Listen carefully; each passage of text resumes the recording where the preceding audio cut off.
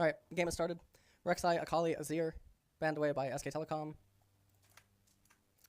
Park, Silas, and Jace, banned away by Flash Wolves. Looks like we got a Yasuo game on our hands. Oh, never mind. Jarvan gonna be picked up.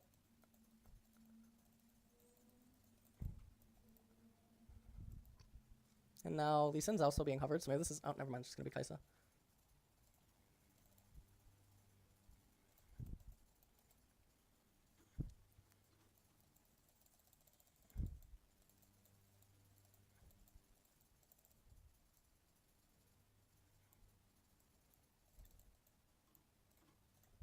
Lee Sin now being hovered, along with the Braum.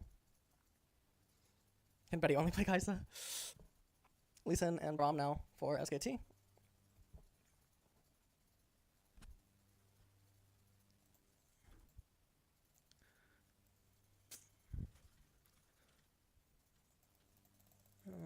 Nautilus now picked up by Flash Wolves to move into the second portion. You could just pinch ADs now at this point if you're Flash Wolves. You can ban away Ezreal.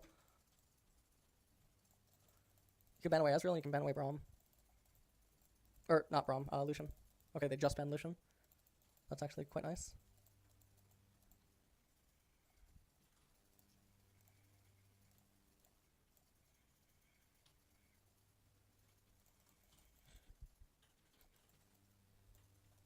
Bug splat.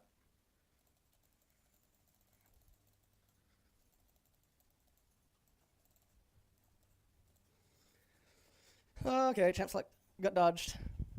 And okay, Orianna now being banned away.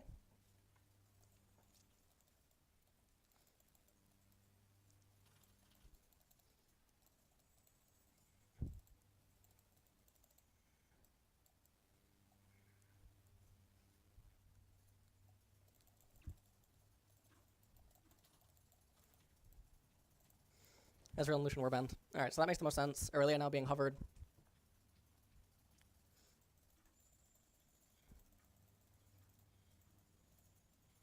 Kalista now being picked up. Actually surprised that we're not seeing more of her, to be honest. Genuinely really surprised. Rumble was locked in for Flash Wolves. I really don't like that, to be honest.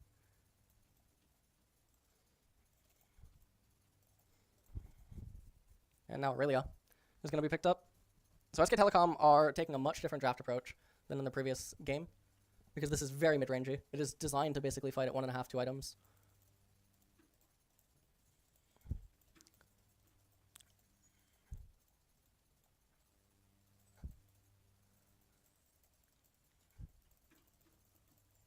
And the final pick for Flash Wolves is actually going to be Cho'Gath, which, if Cho can actually make it to the later stages of the game, this will be strong. This is really weird. Once the game starts, I'll talk about both of the team compositions as the screen just went away. I really don't like Silas. I am not a Silas fan.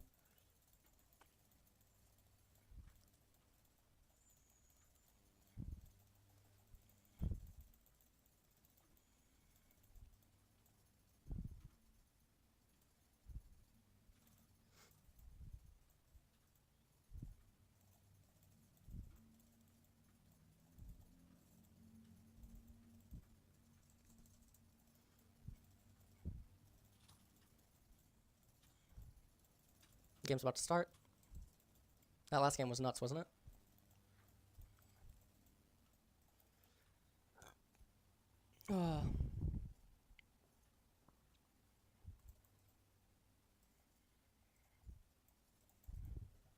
Alright, game's about to start. Alright. So you have Cho'Gath, J4, Rumble, Kai'Sa, and Nautilus. So this team composition, obviously, it has enormous amounts of team fighting power. And the later that it goes into the game, you have the scaling inside the Kai'Sa and even the Cho'Gath.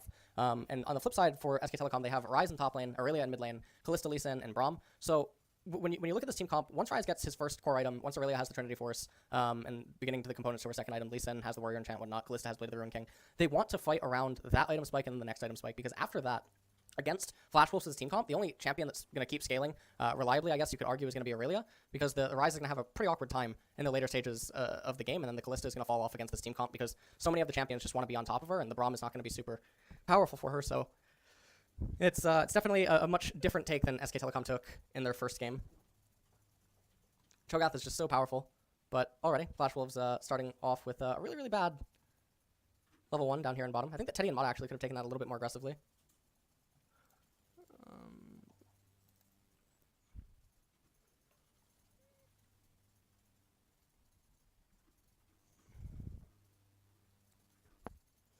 And Buggy now fighting with Lee Sin. Red Jarvan versus Red Lee Sin. And that's ultimately going to be a win for Flash Wolves. Buggy, even though he ended up taking a pretty big chunk of his HP, he is in his side of the jungle, which is more valuable because of the Raptor camp and the Krug camp. And so him getting the rubber band going onto those camps before the opponent is definitely going to be good. But Clid obviously has a little bit more HP, so Buggy's recalling right now. We'll see what he ends up picking up. He's going to be going tank Jarvan. So they're going to put a lot of their eggs into this Rumble and Kai'Sa.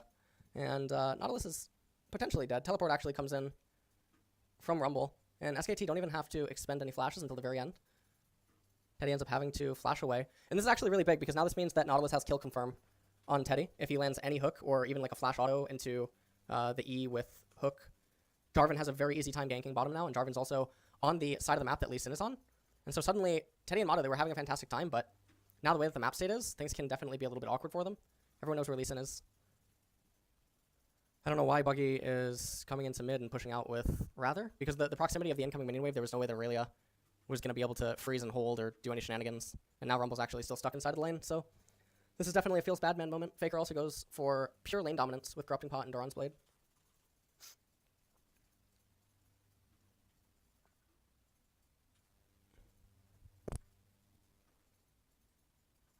Hi 3L, thank you for 29 months.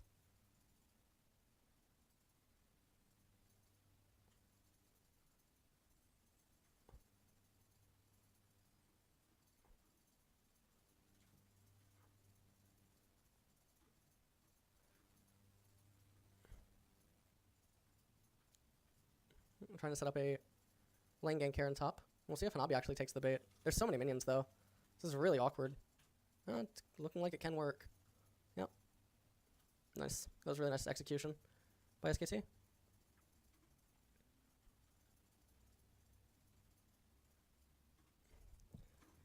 Getting the Rise ahead, or getting him a nice recall against the Rumble is really valuable.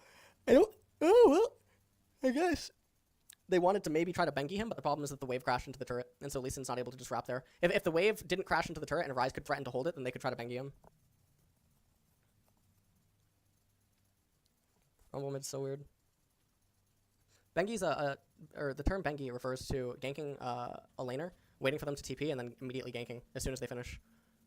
Or just waiting for them to come back to lane because the lane state's really bad, and if you gank them, the lane ultimately ends due to a freeze or a crash that will cause a pushback into your own laner, and that makes it so that the enemy is incapable of salvaging the lane state on their own.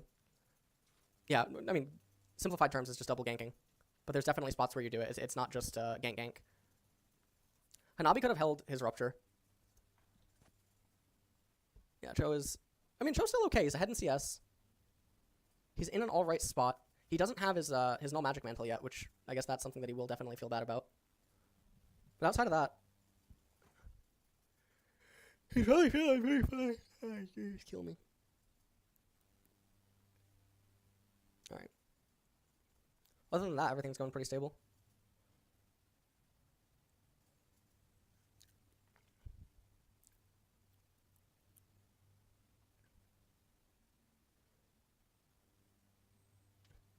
Khan's actually not achieving that much inside of the lane. Faker's building up a really big wave, but at this point, it's like he can't do anything. He should just crash the wave into Rumble.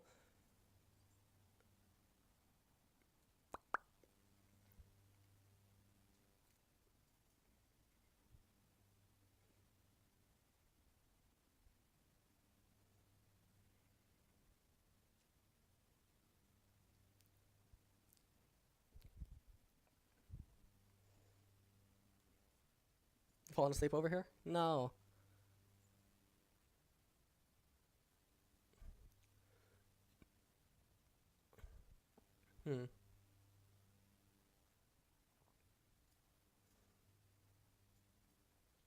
Faker's lane state's weird yet again. It's really weird how every time the camera pans to this, it's always looking very strange. Also, he went Sheen. So he's not going to go for Wit's End or anything, even though there's an enormous amount of magic on the enemy team. And Jarvan went for Vommy Cinder. So we will be going for the Trinity Force, and they are going to try to just play towards that spike.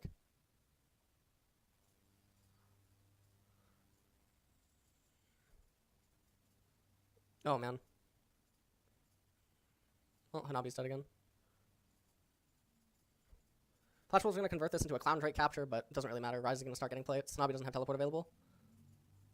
Oh, it really actually picks up Negatron. Maybe Faker's just going to do Sheen into its end.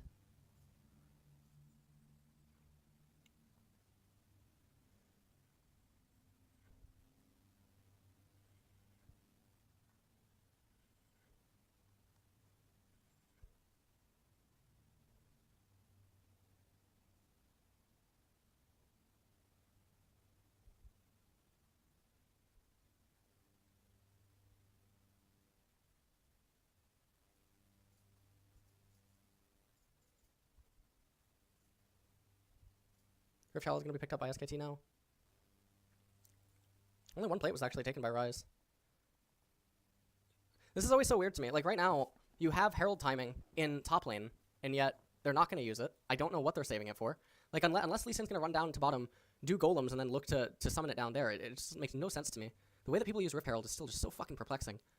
It's basically the old Dragon. If anyone remembers when Dragon used to be gold, you basically capture it, look for a window of opportunity inside of a lane, and convert it into 3 or 4 plate capture, and the thing basically becomes 2 kills.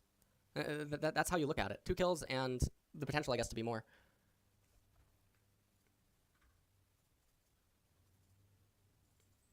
Oh, man. Oh, wow, we actually caught her. Mata knocked airborne for years. That took a lot out of Flash Wolves to actually commit to that. Rise is going to get another plate now up in top. He might actually get 2, because it looks like Lee Sin's trailing them. Yeah, I think he's going to end up getting 2. Oh, almost. Almost 2. Yeah, he's off by an auto. Oh, he's going to get it now. Yeah. Now they're going to get all the plates. They're going to get first blood turret. Whoa, what the hell are they doing? The fuck? What the fuck are they doing? Okay. Okay. Take a look at this replay here. They try to get in onto Faker. That was actually a really nice follow by Buggy. And then Nautilus comes in here, ends up actually hitting the Jarvan Cataclysm, which is some anti-synergy. And so right now, Flash Wolves, they're down about 3,000 gold. It's not the end of the world if they can keep scaling, but they have to weather the storm of the 1.5, 2 item spike of SKT.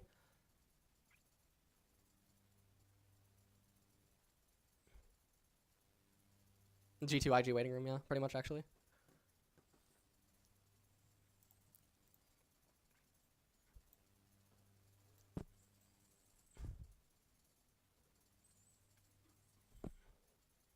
Faker has Merc Treads, which is, I mean, this kind of itemization I think would make sense if the 14.5-minute dragon was like Infernal, and you want to maximize your value for that Drake fight.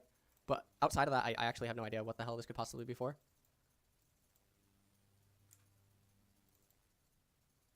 This really makes no sense.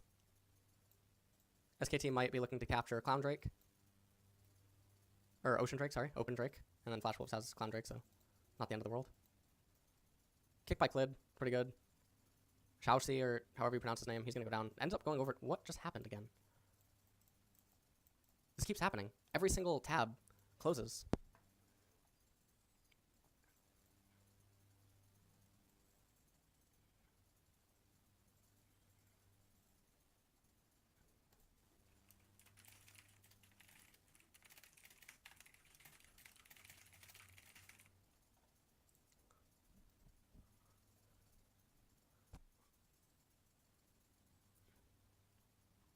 No, I'm not accidentally hitting show desktop. It every single thing just minimizes.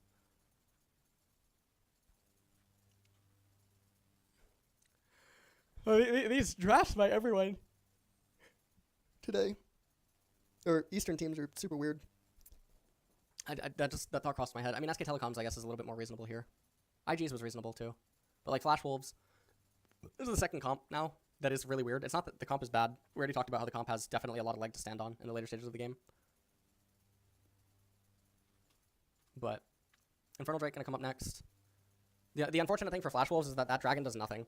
Because your Jarvan is tank and your Cho'Gath gets no benefit from the stats, Nautilus gets no benefit from the stats, the only person that really does anything is Rumble and Kai'Sa, and it looks like the Rumble's actually itemizing defensively, which is very strange. Semi-defensively. I think Zanya's might end up being his first item after the Oblivion Orb.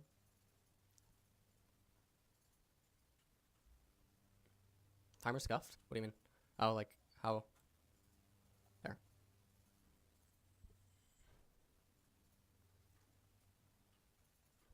Taking the game very, very slow right now.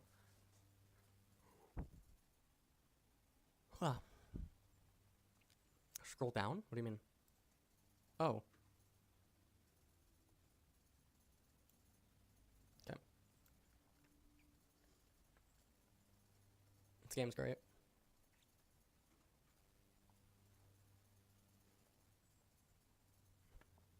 Yeah, this game is much slower and controlled. Mr. Buffalo, they charge at people like a buffalo.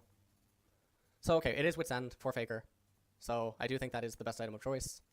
It just seems like you wanted the Sheen early on for maybe the mana as well as the CDR. Wit's End is super powerful in all of the early fights. Whoa, Teddy making pretty weird blunder. Takes a lot of HP. But he does have Blade of the Ruined King. Oh, Clid gets sniffed out. So now they're not going to be able to do anything down there in bottom. But that's okay because they don't have to do anything until the Infernal. Teddy's going to be able to heal up over the fruit. Rise continuing to shove in top lane. So this is basically Clid and friends looking to make overly aggressive plays that they don't need to do. Like, there's no reason that everyone on SKT can't just be going 50-50, and then you wait for the minute and a half Infernal coming up. So, like, what's happening here is that Clid's camps are going to be respawning considerably later, 20-plus minute mark than they should have had to have been, and also he's not going to be able to get a recall off prior to the Infernal. He could have definitely done Golems and Wraiths, recalled, and probably gotten Phage or Kindle Gem before the Infernal fight, and then he would have had more potency sticking around afterwards. Nice minion cleanup by Faker. Oh, everyone's here. By SKT, yeah. And Wit's End is just so powerful. It's just so powerful. Faker might go down right there, though. Yeah. SKT. Oh, Khan. Finally getting a kill. Buggy. Yeah, he's going to go down to Callista and Lee. Yep. And so once Rise arrived, it just doesn't really matter all that much. SK Telecom, they're going to get mid-tier 1 turret here. It was a nice attempt by Flash Wolves, but it comes almost at the cost of 4 their members. The Wit's End is just, it makes Faker so durable and tanky. And it provided so much time. And now SKT, looks like they want to recall and then get the Infernal. But this could mean that Flash Wolves gets priority to it. So Khan's going to shove in mid lane and then just go over to it immediately. Faker has TP too, so it's not like Flash Wolves can just start trying to burst it. Although they do have Cho'Gath ultimate, but it doesn't even seem like they are intending to do anything like that.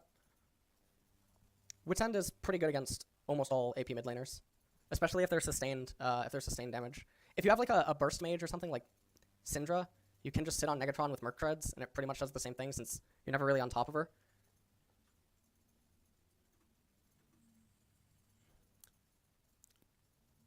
Edinburgh, what was the deal? Yeah, we just take a look at this replay. Like, Faker lands the stun. Buggy comes in, and he deals physical, so obviously he's going to have a little bit of an easier time than his teammates. Rather goes down to Khan in the backline, and then Buggy just ends up going down. He tries to EQ towards Rise, but it just doesn't mean anything. Infernal now picked up for SK Telecom.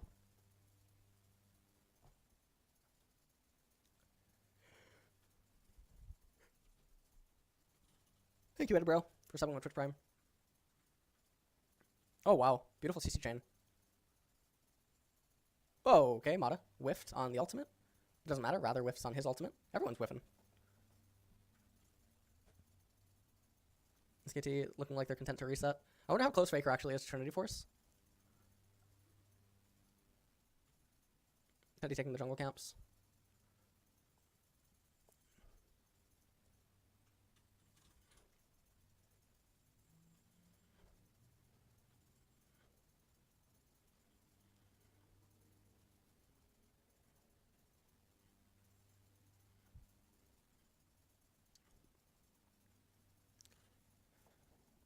Oh, man. This game's very, very slow. Because it's just gravitating towards the inevitable climax. It just doesn't look like Flash Wolves is going to be able to weather the storm to the point that they need to. Also, Cho is still sitting on Catalyst. He didn't even upgrade it into Abyssal, even though there's so many sources of magic damage on his team, and the MR would just be so valuable for him. Instead, it looks like he's electing to go into Warmogs. But the way that teamfights end up taking place doesn't make sense. Con Morella's a stupid buy. It's a really, really stupid buy. Absolute donk buy. He should just sit on Oblivion Orb if he wants, and then start completing into another item. Like, he has 1,400 gold just sitting inside of that fucking trash can of an item, which is really sad, because we have to wonder how close maybe he was with his Fiendish Codex to another item.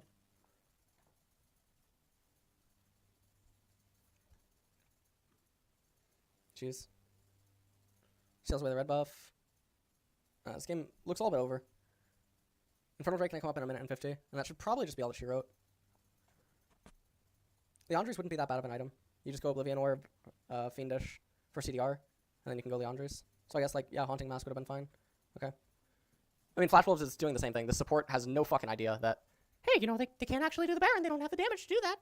And he just keeps face checking Fog of War. He's just so stuck in this, like, solo queue mindset. Okay, Rather almost died to Rise. Looks like SKT are just content to play this as safe as possible. Morello's bad because you spend 1400 gold to get 100 HP and 50 AP, which is atrocious, and a passive, which you have to factor in how much HP is it actually applying Grievous Wounds to, and then if you just had another item with different utility, you likely end up getting more. That was a beautiful stun. Holy shit. SKT are not Mr. Buffalo. All their skill shots are hit. All their skill shots are hitting.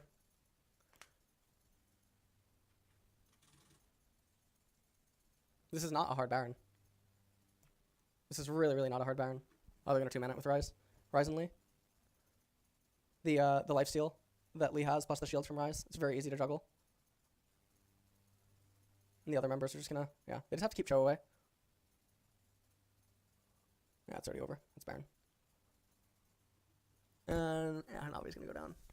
Oh, Striker going to get onto, yeah, he is. Nice. That might actually just be the end of the game via top. Khan doesn't have TP yet, but should just be the inhibitor. Death timers are so massive. And Betty's also dead as well, because why not? Betty Boop got booped. I think it's just game through top lane. I don't know what Teddy and Khan are doing. It's just actually game. What, guys? Every game is ending at 27 minutes. Except for the IG, Mr. Buffalo. Alright, that game was an absolute dumpster fire. Holy shit balls. Holy shit balls.